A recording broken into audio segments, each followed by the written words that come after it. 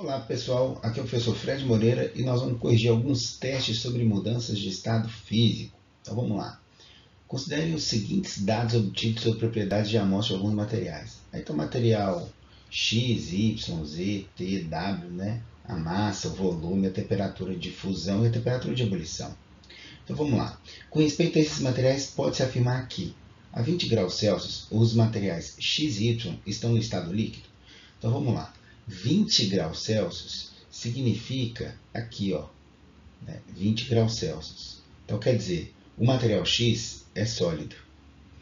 20 graus Celsius significa aqui também, ó, né, 20 graus Celsius antes de 80 no material X e antes de 60 no material Y. Então também é sólido. Os materiais Z, a 20 graus Celsius, apenas o material Z está no estado gasoso. Vamos ver a letra B aqui. 20 graus Celsius. O material Z, ele vai estar no estado gasoso mesmo, né? Porque 20 graus Celsius está aqui, ó. Então é gasoso mesmo, gasoso. O material T, a 20 graus Celsius, está aqui no miolo, ó. Está entre a fusão e a ebulição. Então ele vai estar líquido. E o material W também vai estar líquido, né? O material W é água, né, gente? Entre 0 e 100 graus Celsius, 20 graus Celsius está aqui no meio. Então, apenas o material Z vai estar no estado gasoso? Verdade. Essa daqui é a nossa resposta. Aqui é falso, aqui é verdadeiro. Vamos ver as outras. O material Z, T e W são substâncias. O T é mistura. Por que ele é mistura? Porque a sua fusão e a sua ebulição não acontecem em temperaturas fixas, mas em intervalos de temperatura. Então é falso. Os materiais Y e T são misturas, também é falso. O T é mistura, mas o Y é substância. Né? Por quê? Porque a temperatura de fusão e ebulição são bem estabelecidas. Tá? Agora, se o material Y não for solúvel em W, ele deverá flutuar. Se for adicionado a um recipiente contendo material W, ambos a 20 graus Celsius. O material W, gente, a gente já conversou, é a água, né? A densidade do material é só você dividir, densidade é massa sobre volume, né? E aí, no caso, o material Y tem mais massa para o mesmo volume de 100 ml. O material Y tem 174 gramas, enquanto o material W tem só 100 gramas. Então, o material Y afunda no material W, né? Quem tem maior massa tem maior densidade. Então, a densidade de Y é maior que a densidade de W. Então, também fica falso. Então, a resposta é a letra B. Vamos passar para a próxima. Bom, na próxima questão está aí um gráfico, né, uma curva de aquecimento de uma substância. Né? No caso aqui, para um ATM, seria água. Sólido, líquido e vapor. Aqui nós temos a fusão. E aqui nós temos a ebulição. Fusão acontecendo em 0 e ebulição acontecendo em 100. Lembrando que a fusão e a ebulição também é o ponto de solidificação e condensação. Né? Então, análise gráfica a seguir, que representa a curva de aquecimento de um material no qual estão representadas as fases. Tá, joia? Sólido, líquido e vapor. De acordo com a leitura do gráfico, marque o item incorreto.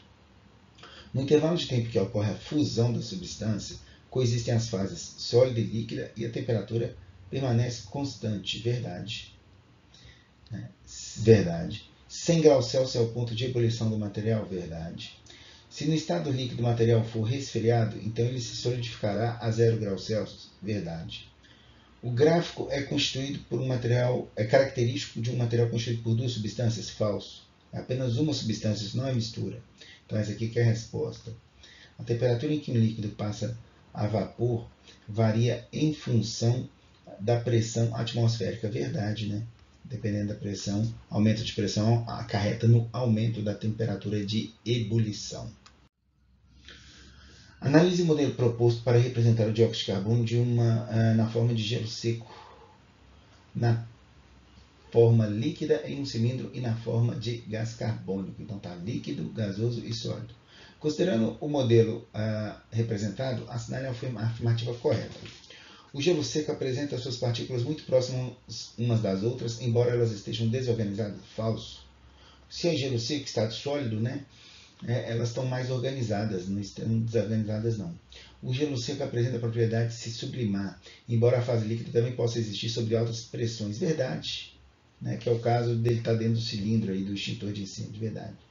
Parece um extintor de incêndio.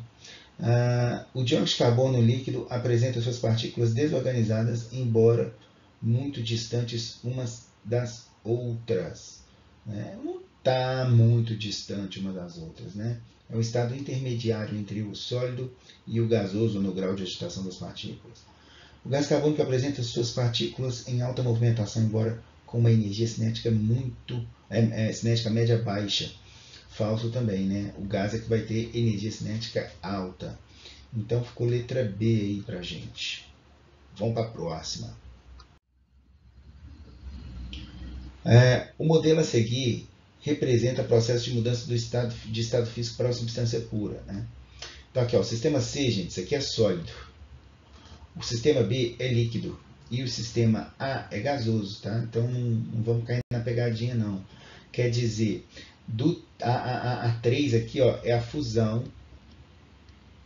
E a 4 aqui é a ebulição, né? Ou vaporização. A vaporização é o termo mais corretito aí. Né? A mudança de vaporização pode acontecer através de ebulição, evaporação ou calefação. Do sistema A para o sistema B é a condensação, né? A número 1, condensação. E do sistema B para o sistema C, do líquido para o sólido, é a solidificação. Né? E a 5 aqui, né, é a sublimação. Sublimação. Assinale a opção correta. Os processos 1 e 2 denominam-se respectivamente condensação e fusão. Falso. É condensação e solidificação. 2 e 3 ocorrem a temperaturas diferentes. Fusão e solidificação é a mesma temperatura. Então é falso. 3 e 4 ocorrem com variação de temperatura. Falso também, porque isso daqui é uma substância. Né? Então, não. Né? Os processos 4 e 5 denominam-se respectivamente vaporização e sublimação. Perfeito, né? Eu coloquei ebulição aqui, mas é vaporização e sublimação, como a gente já tinha falado. Então, letra D é a resposta. Vamos para a próxima. A naftalina, nome comercial do hidrocarboneto naftaleno, é utilizada em gavetas e armários para proteger tecidos, papéis, livros de ataques do ataque de traças e outros insetos. Assim como outros compostos, a naftalina tem a propriedade de passar do estado sólido para o gasoso sem fundir-se. Esse fenômeno é chamado de sublimação, né, galera? Sublimação aqui, letra B. A próxima. Ainda hoje é muito comum as pessoas utilizarem vasilhames de barro, né? Moringas ou potes de cerâmica não esmaltada para conservar água a uma temperatura menor que a do ambiente. Isso ocorre por quê? O barro isola a água do ambiente, mantendo sempre com a temperatura menor do que a dele, como se fosse isopor? Falso. Não é essa a ideia. O barro tem poder de gelar a água pela sua composição química, né? Na reação, a água perde calor, tem reação nenhuma. Falso. O barro é poroso, permitindo que a água passe através dele. Verdade, né? Parte dessa água evapora, tomando calor da moringa e do restante da água, que são assim resfriadas. Verdade, né? Então, as moléculas de água mais agitadas, elas fazem a transição para o estado gasoso, através da evaporação, deixando a média de energia do restante da água que está ali mais baixa, ou seja, a temperatura diminui. Tá? Então, as moléculas que ficam, elas estão vibrando menos, então a temperatura delas é menor. Então, a letra C é a resposta. O barro é poroso, permitindo que a água se deposite na parte de fora da moringa. Falso. A água não se deposita, ela evapora. A moringa é uma espécie de geladeira natural, liberando substâncias higroscópicas que diminuem naturalmente a temperatura da água. Falso. Vamos para a próxima. Na ebulição, verifica-se o desprendimento de quê? Vapor de água, né, gente? Quando você faz a ebulição, você não está rompendo a ligação entre hidrogênio e oxigênio na molécula de água, né, do seu H2O. O que você está rompendo? Você está rompendo a conexão de uma molécula de água com a outra. Mas o H2O no estado sólido continua H2O, só que no estado líquido, né, e continua H2O no estado de vapor. O que você rompe é a ligação de uma molécula com a outra. Mas você não rompe as ligações entre hidrogênio e oxigênio. Podemos classificar como processo endotérmico e exotérmico, respectivamente, as mudanças de estado. Endotérmico, gente, é que recebe energia, tá bom? Para acontecer, é um processo que tem que receber energia do meio externo. E exotérmico é um processo que vai liberar energia para acontecer. Então, quem que é endotérmico nessa história? Endotérmico fica sendo fusão e a vaporização. Por quê?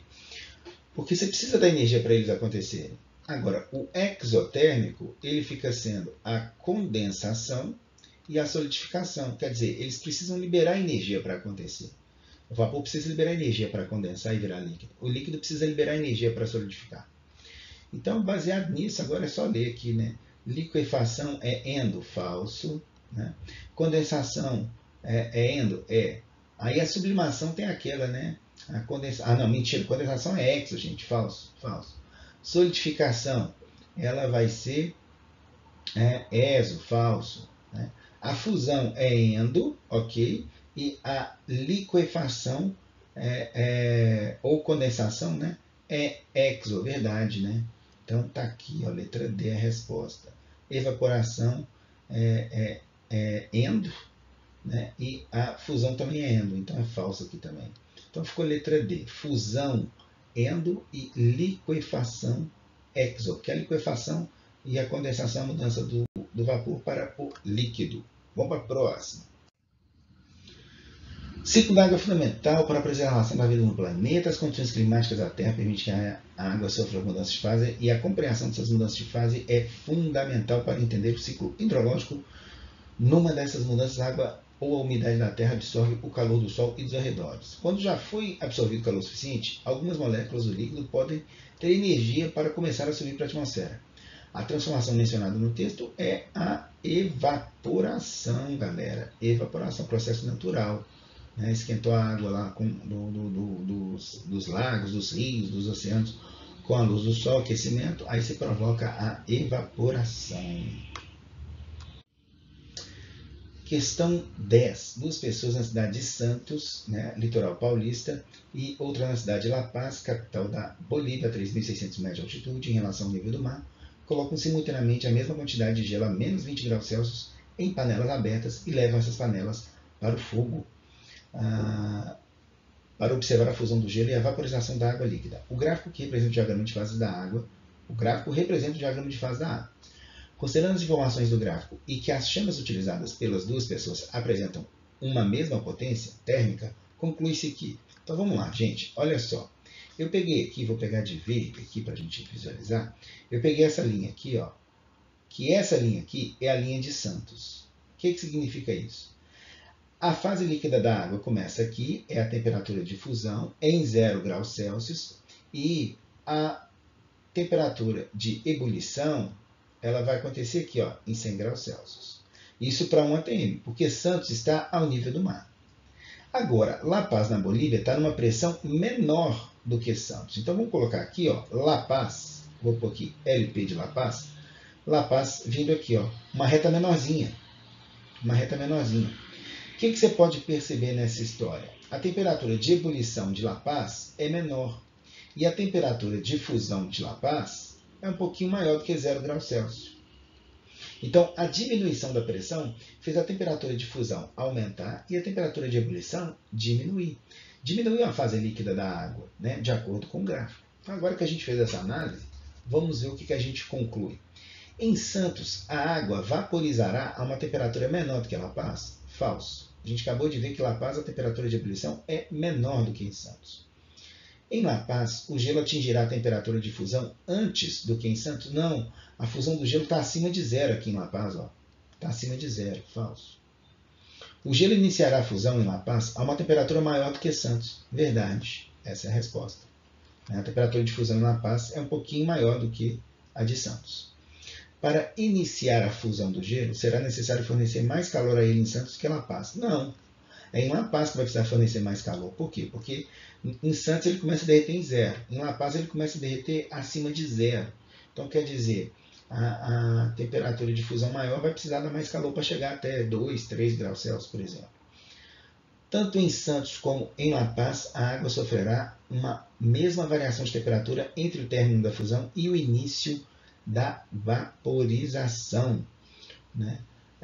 Não, né? A fase líquida da água em Santos é maior do que a fase líquida da água em La Paz. Então é falso. Como é que você vê isso? Pelo tamanho dessa linha.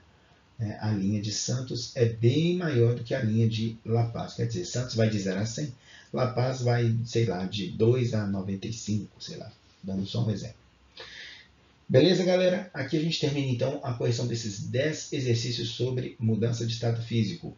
Aquele abraço e até a próxima!